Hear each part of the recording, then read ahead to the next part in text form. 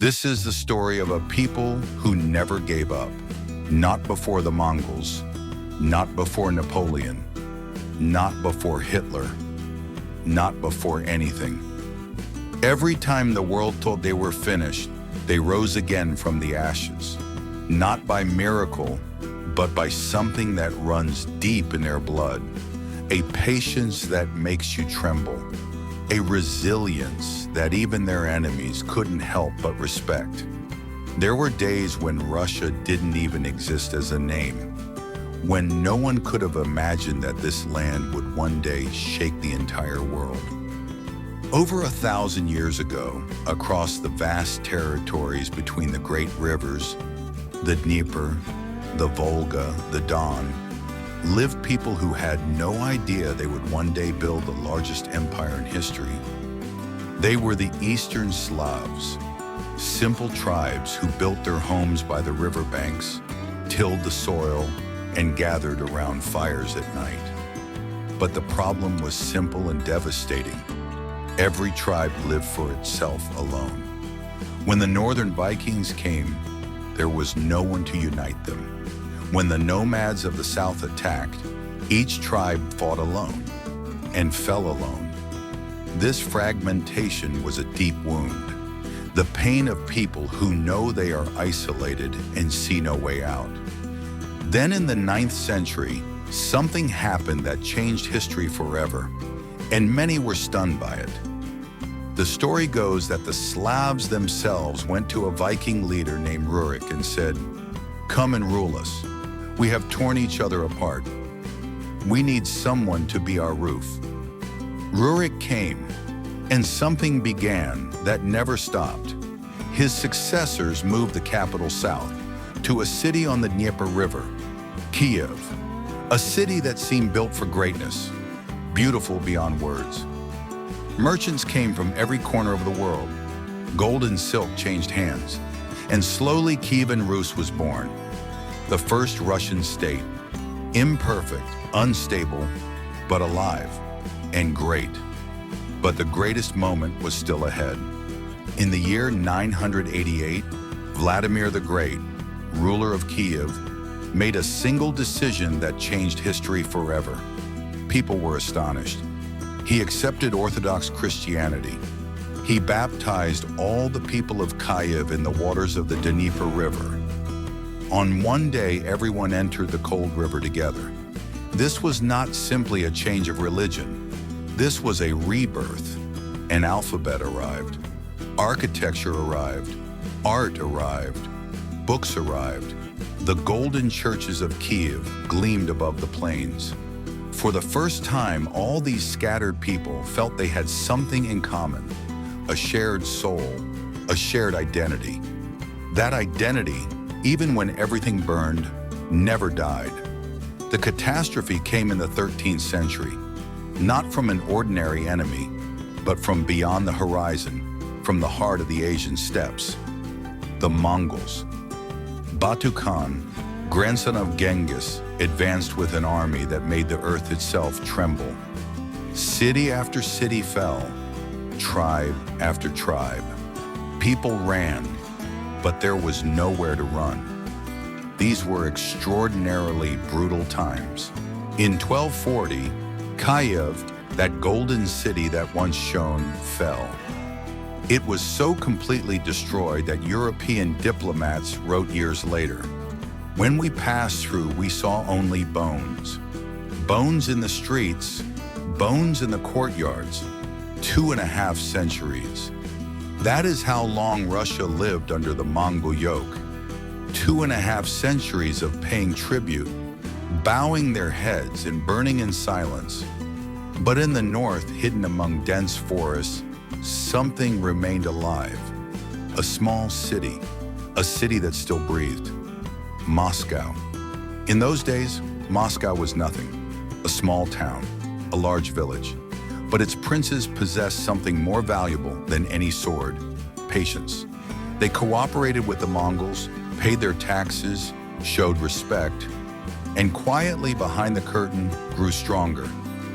Each generation gained a little more land, a little more power, Each day they advanced, and then came Ivan III, the man history called the Great. In 1480, the armies of Moscow and the Mongols stood on opposite banks of the Ugra River and stared each other down. Days passed, a week passed. Many expected war, but no battle came. The Mongols turned back, and Russia, after 2.5 centuries, finally breathed free, without a battle, without blood, by will alone. Ivan III married a princess descended from the last emperor of Byzantium. The double-headed eagle, the symbol of Byzantium, became the symbol of Russia. Moscow declared itself the Third Rome. The claim was bold, perhaps even arrogant, but for a people who had spent centuries under the heel of others, it meant we are still here and we intend to stay. That was the motto many held in their hearts. Now let us speak of a man whose very name was terrifying. Ivan IV, even the Terrible.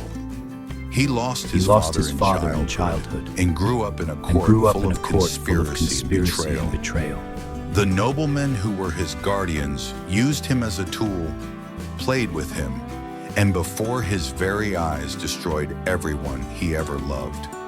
When this man finally came to power, he carried a wound in his soul that never healed, and he never forgot the past. Ivan became Russia's first official Tsar in 1547. The early years of his reign were brilliant. He wrote laws. He conquered the Mongol Kazan. He brought the printing press. He built an army. People were hopeful that he could be powerful and magnificent. But then his wife died, Anastasia, the only person who could hold back the darkness inside him. When she was gone, something in Ivan broke. He created a force called the Oprichnina, men dressed in black whose horses carried skulls and brooms, meaning we are the Tsar's servants, and we sweep away whoever must be swept. Thousands were killed. The city of Novgorod, one of Russia's greatest cities, was massacred in a single week. Many perished. And then one day in a single argument, Ivan killed his own son with his staff, a son he loved. Then he collapsed over the body and wept.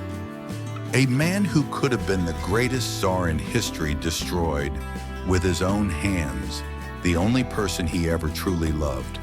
And no one knows why. After Ivan the Terrible's death, Russia descended into something historians call the time of troubles. And it was exactly that. Famine came. 3 consecutive years of failed harvests. Millions died of starvation. Corpses were left by the roadsides. The cities turned dark. The Poles seized the moment and took Moscow. It was a triumphant day for them. Russia was gasping its last breaths. But there is always someone who says no. In 1612, 2 men, a prince and a butcher, gathered an army of ordinary people from opposite ends of the country, people who simply could not endure anymore. Farmers, blacksmiths, teachers, merchants. All of them marched together to Moscow and drove the Poles out. A year later, a 16-year-old boy named Mikhail Romanov was seated on the throne, beginning a dynasty that would rule for 300 years. Now we arrive at one of the strangest figures in all of history, Peter I, 6 feet 8 inches tall, hands like a carpenter's, a mind that never rested for a single moment. He was Tsar, but one day he put on workman's clothes, changed his name, and set off for Europe with a small group. He worked in the shipyards of Holland. With his own hands, he cut and shaped timber. He toured factories in England. He saw hospitals. He saw universities. And when he came home, he was a different man. A man who knew that Russia had to change, not a little, but completely. The existing system had far too many problems. He ordered the nobles to shave their beards. Everyone protested. He said, pay the fine or shave. He changed the calendar. He built an academy of sciences. On the cold swamps of the north, on the bones of thousands of forced laborers, he built a city, St. Petersburg. This is our window to Europe, he said. He defeated Sweden, then the dominant power of Northern Europe, in war, and transformed Russia into a European power. One man, the work of one man. After Peter, a few weak Tsars came and went, until a German woman arrived, Catherine II. She had been married to a useless husband, Peter III, who didn't love Russia, ignored everything, humiliated the army, and behaved absurdly. One night, Catherine staged a coup. Her husband died a few days later under suspicious circumstances, and Catherine took the throne. But this woman loved Russia more than any Russian ever had. She exchanged letters with Europe's great philosophers. She built the Hermitage Museum with her own hands. Today, one of the greatest museums in the world, extraordinary in its creativity and beauty.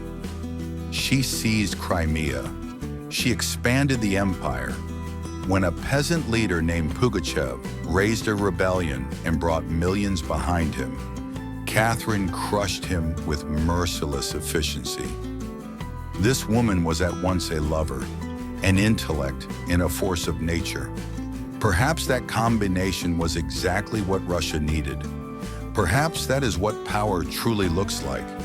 In 1812, Napoleon Bonaparte, the man who had conquered half of Europe, decided to take Russia as well. 600,000 soldiers, the largest army Europe had ever seen, fully equipped. Even Napoleon himself couldn't believe anything could stop him. And that, he believed, was what power meant. The Russians didn't fight. They retreated. They emptied their cities. They burned Moscow, their own city, so the enemy would find nothing.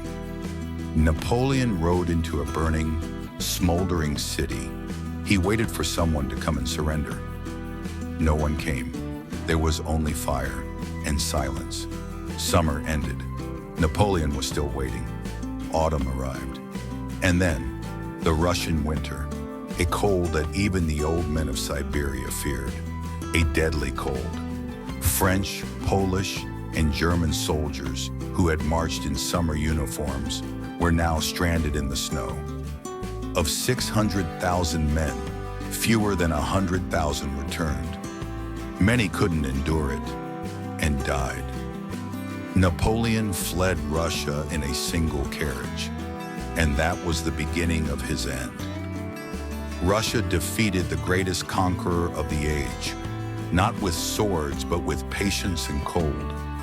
The 19th century in Russia was like a painting, half gold, half black. On one side, St. Petersburg with its palaces, the music of Tchaikovsky, the novels of Tolstoy and Dostoevsky, one of the most brilliant cultural centers the world had ever seen. People wept in theaters, held their breath in concert halls, and read books that turned the soul inside out. On the other side, in the villages and the plains, lived millions. People who were bought and sold like land, treated like animals. No right to vote, no right to travel, no right to read. Alexander II finally freed them in 1861, but 20 years later, he was assassinated in the street. Revolutionaries with a bomb. Russia was moving towards something it didn't yet understand. World War I delivered the final blow. Millions of Russian soldiers died in wars they didn't understand. Bread ran out in the cities. People stood in long lines in the freezing cold. Hunger was rampant. And Tsar Nicholas II, a man who may have been kind-hearted but was never made to rule, had no answers. In February 1917, women workers in Petrograd took to the streets for bread. They shouted. Men joined them. Soldiers who were ordered to fire lowered their weapons because they could not shoot their own mothers.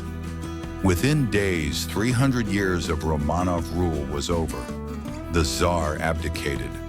The last emperor of Russia departed power on a train on a snowy night. But that was not the end of the story.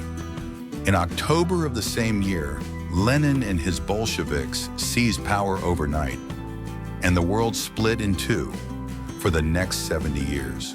Lenin died, and after a bloody civil war, Joseph Stalin rose to power, a man whom no one had taken seriously during the revolution. Short, ill-tempered, quiet. But when he reached the top, everyone understood they had been wrong, because a person is revealed not in weakness, but in power. Stalin industrialized Russia. He built factories. He built dams. In 10 years, he did what Europe had done in 100, but at what cost? Millions died in the Gulag labor camps. In Ukraine, he engineered a deliberate famine, seized the harvest, and blocked food from arriving. Millions starved to death. He executed his best generals. He exiled his finest scientists to Siberia. And then in 1941, Hitler came with 3 million soldiers. The Soviet Union collapsed almost immediately. In those first months, Stalin wept, retreated to his home, and didn't know what to do. But the people stood firm, the same suffering, starving people. Leningrad was besieged for 900 days and never surrendered. They stood until their last breath. The war claimed 27 million lives from the Soviet population. But in the end, the red flag rose over Berlin. After the war, the world split into two halves, America on one side, the Soviet Union on the other. Both had nuclear weapons. Both knew that real war was no longer possible because neither side would survive. So they fought in space, in economics, in ideology. And then one day in 1957, the Soviets launched a small metal ball into the sky. Sputnik, the first satellite in human history. American radios broadcast its signal. Beep, beep, beep. America froze. 4 years later, Yuri Gagarin, a young pilot from a simple family, went to space and saw the Earth from above. When he returned, he said how small it looked. In that moment, the Soviet Union told the world, "Do not underestimate us." And it showed everyone its power. But behind that greatness, termites were at work.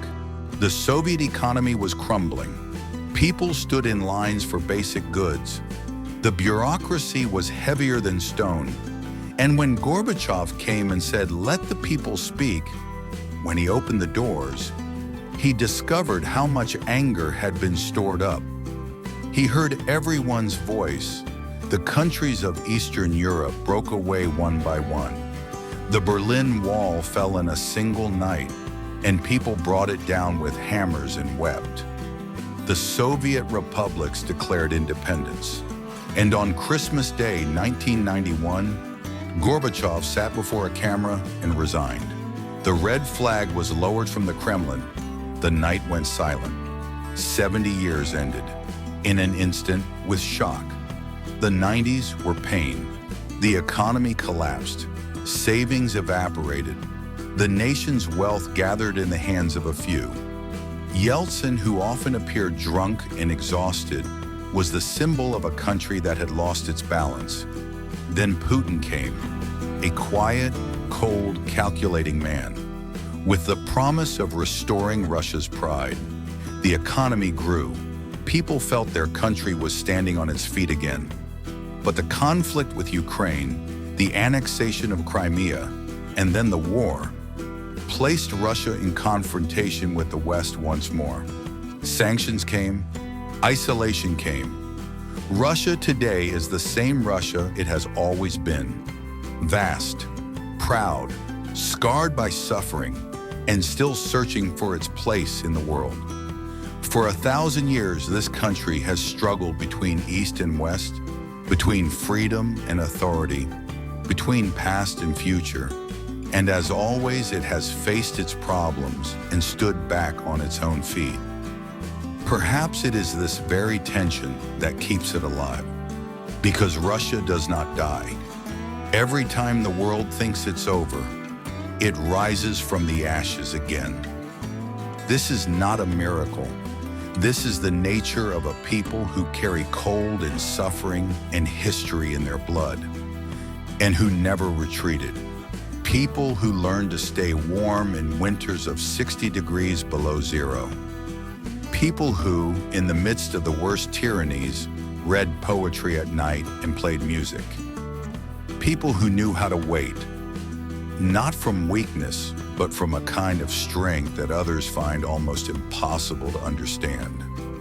Russia has walked for 1,000 years between East and West, between freedom and authority, between past and future. And this story, as long as a single Russian draws breath, will continue.